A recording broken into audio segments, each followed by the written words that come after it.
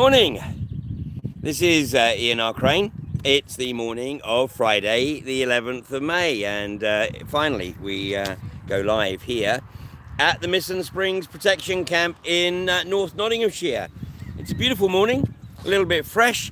Unfortunately, once again, it does seem that the aircraft are following me around, and there's this hazy sheen across the sun. So once again, it should be a beautiful spring morning here in North Nottinghamshire, but the pollution of these aircraft trails, which nobody really seems to want to talk about, is having a marked impact on the temperature here. I would say that it's probably a few degrees cooler than it might otherwise be were it not for all these trails across the sky this morning. Anyway, the title of this morning's broadcast is The Insanity of the Mother-Frackers. And, it's said that the definition of insanity is doing the same thing over and over again and expecting a different result. Well, this is very definitely the case with iGas, of course, and it's iGas that are looking to drill, extract core samples and ultimately frack just about a half a mile away from the camp here at Missing Springs, and also about 7 miles to the south at Tinker Lane between Blythe and Barnby Moor. And iGas just don't seem to get the message, do they? Because it's exactly 4 years ago since we were packing down at Barton Moss, where iGas drilled the well on the Barton Moss Road, and eventually took the core samples and drove away, never to return again. Primarily because it is established once and for all that the road leading to the Barton Moss well site is in fact a footpath where pedestrians have absolute priority. So having forced iGas vehicles up Barton Moss Road, the Greater Manchester Police, I think, have realised that the likelihood of them being able to do that again is slim to none. So unless iGas invest in building an access or egress and access to the motorway adjacent to the well site, they won't be returning there at all. Then, of course, Upton, there was a camp at Upton, and iGas eventually announced, after having got the local authority to evict the camp from the field, and then iGas turned around and said, okay, well, actually, we're not going to drill there anyway. So they just wanted to force the camp away from the field, even though the camp would have packed up and cleared everything away and left the field in exactly the same condition as they found it, had iGas made that announcement first. But no, iGas had to get one over on the camp and also cost the local authority so probably something in the region of about £100,000+ for the eviction. Then, of course, iGas went back to Ellesmere Port. And they're facing tremendous opposition from the local authority in Ellesmere Port, so it doesn't look like they're going to be going back there anytime soon, does it? But meanwhile, here they are at Missing Springs. Well, not drilling just now, because they haven't got permission to breach clause 21, I think it is, which enables them, it prevents them from drilling during the bird breeding season. So in theory, if the Nottinghamshire Council do the right thing, then they shouldn't be back here until about September.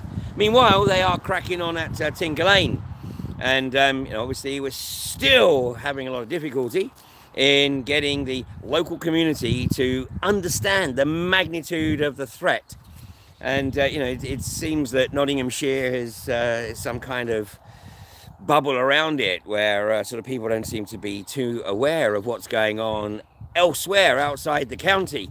And so anyway, to try and rectify that, we have a solidarity weekend here at the camp at Missing Springs.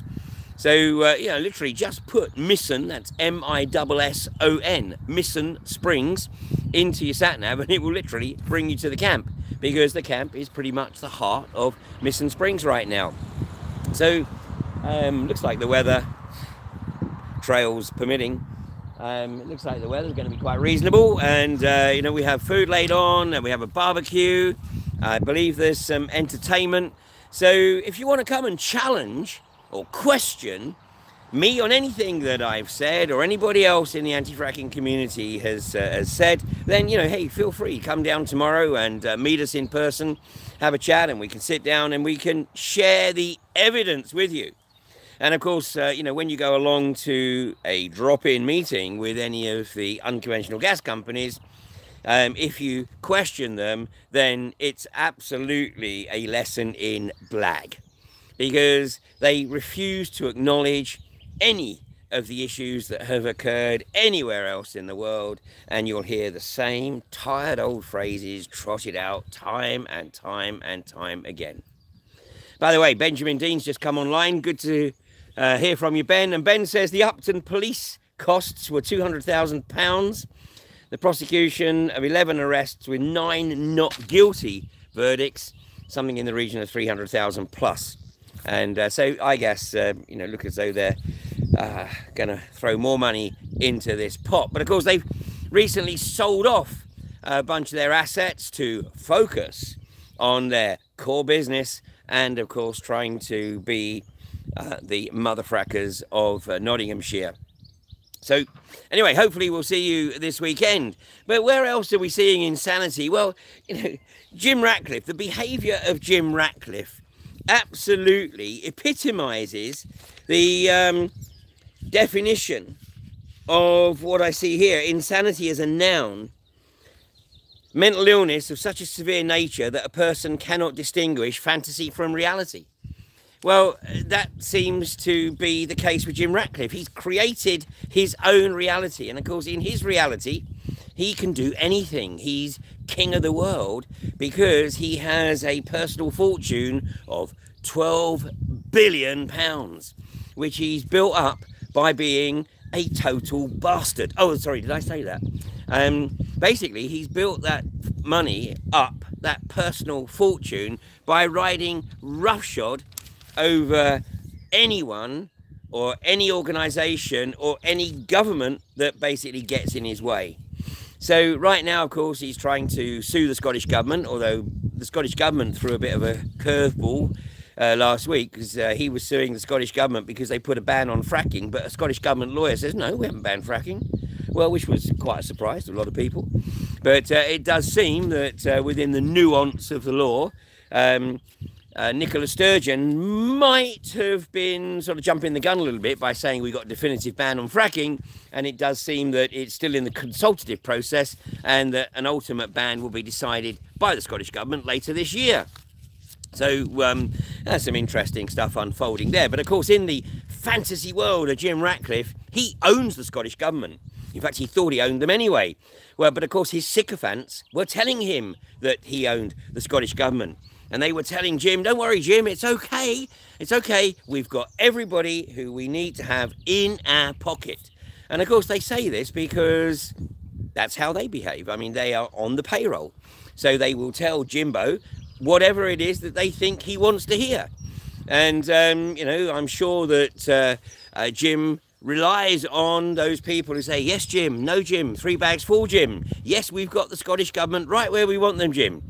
And then, of course, when that doesn't happen, they have to blag in the extreme or fall on their sword and walk away from the INEOS paycheck. Well, in addition, of course, he's also suing the National Trust. He's got public inquiries with Rotherham Metropolitan Borough Council and with Derbyshire County Council, and of course he's trying to establish a raft of legislation preventing any public opposition to his unconventional gas exploitation activities. Jim, you're doing a great job, mate. You're doing a really good job. The publicity that you are getting is absolutely tremendous, but not for you.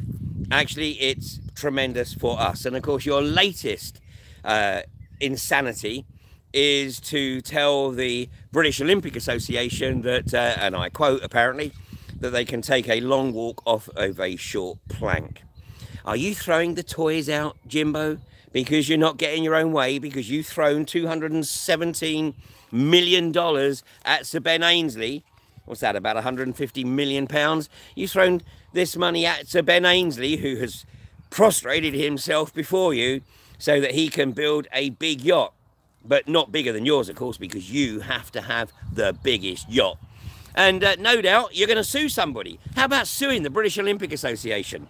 And, you know, basically when Sir Ben Ainsley loses in his challenge, what are you going to do? Sue him? This is the insanity of the UK in the 21st century, where we have an out-of-control corporatist trying to impersonate Mr. Burns. Or was Mr. Burns impersonating Jim Ratcliffe? Not sure which way around that was. But anyway, you know, the important thing is that the name is getting into the public domain. So when we sow seeds about INEOS and about the behaviour of INEOS and how INEOS, you know, ride roughshod over anyone, anything, trade unions, destroyed the trade unions at Grangemouth, blagged 134 million from the British government, threatening to close the Grangemouth refinery. You know, yeah, you want to be a household name, Jim, and you're going the right way about it, but not necessarily in the way you think. So, call it a hunch, Jim, but, you know, I think that you are almost the noun of insanity personified. And keep going, mate, because you're going about it the right way. And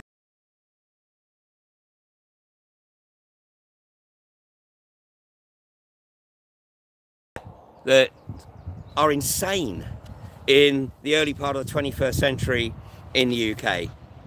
You know, we've been fighting this unconventional gas industry, the MOTHER-FRACKERS in the UK now since the moratorium was lifted in December of 2012. But of course, we also have the insanity of the 5G rollout. And I'm pleased to say that an increasing number of people are doing their own research, are asking. It really, I have to say, it really amuses me when people write an email to me saying, Ian, could you please send me the link to the University of Surrey white paper talking about the effect of trees on 5G frequencies? Well, by the time they've actually written that email to me, they could have just punched in University of Surrey 5G trees, and guess what? It's pretty much at the top of the list, depending on which search engine you use. So, you know, look, I'm not here to do the research for people. All I am trying to do is stimulate people's curiosity so that they will do their own research, and then they can share with other people what they found and stimulate the curiosity in others, because it's only when people come to these realizations for themselves that it actually hits home. It has real impact and they will actually do something. 5G is very close. The target is just 2 years from now. And you know, the microwave frequencies of 5G are going to have an impact on life, all life, the like of which we probably haven't seen before. And yet it's being rolled out as being beneficial, because you might get your videos downloaded a little bit faster, or your Facebook page downloaded a couple of nanoseconds quicker. It has nothing to do with download speeds. It's about establishing the framework and the bandwidth to be able to tag everything and everyone, the Internet of Things. And that's another phrase, if you haven't heard that before, the Internet of Things. Just put that in your search engine and see what you find. And of course the establishment says, no, it's just rampant conspiracy. But if you actually search for Barry Trower, that's T-R-O-W-E-R, and look at the words of a former UK government scientist who's been trying to raise awareness about the negative impact of electromagnetic frequencies for probably the last decade plus. And, you know, I think later this year it's going to be essential to have a conference where we focus on the issue of 5G. The establishment, of course, has its conferences, which are little more than masturbation fests, where everybody who is hoping to make some money out of it will get on the bandwagon and pay stupid sums of money to the conference organizers, whereas you know, those of us who are participating in trying to make sure that anything that is rolled out is properly tested, i.e. the precautionary principle is applied. And I think we need to really up the game here, because fracking is targeting the rural communities, particularly in the north of England. 5G will eventually target everybody, but initially it will be focused on the urban communities. And look no further than Sheffield. But you know, reports are coming in all the time now of trees being culled or cut back to the point where they will die. And this tree culling is very much linked to the rollout of 5G. And I gather that yesterday on Radio 2, excuse me, Radio 2, that Jeremy Vine had a debate on the tree culling of that's going to be carried out by Network Rail, where an estimated 10 million trees are going to be pared back as they push the trees back another metre or so from the railroad tracks. And obviously, as I said yesterday, I mean, this is going to have a very, very significant impact on the stability of the embankments of the and the cuttings. So, you know, expect to see landslides, particularly when we have heavy rainfall. You know, there's a degree of insanity within the establishment in the UK right now. And of course, the establishment works on the principle that everybody just sits back. So yesterday, I made the observation, I said, you know, this isn't about activism, it's about participation. And, you know, it is up to all of us to participate in trying to ensure that future generations do have a green and pleasant land in which to reside and enjoy. Meanwhile, we have a corporatocratic establishment that is determined to destroy it. So there's another event tomorrow as well, the other end of Nottinghamshire. We're right up here in the northeast, but down in the county town in Nottingham, the UK column will be running an event titled Dying for Good Health, where Dr. Graham Downing and a number of other NHS practitioners will be sharing their insights into what is really occurring within the NHS and looking for ways to try to bring it back from the brink of collapse. Well, hopefully, if you're up in this part of the world and fancy a day out in the country, you'll come and join us at the Miston Springs Protection Camp over the weekend. Otherwise, I'm obviously going to try and have a couple of days relaxation. But I will be back on Monday morning at 8:30. But meanwhile, please do your own research. Thanks.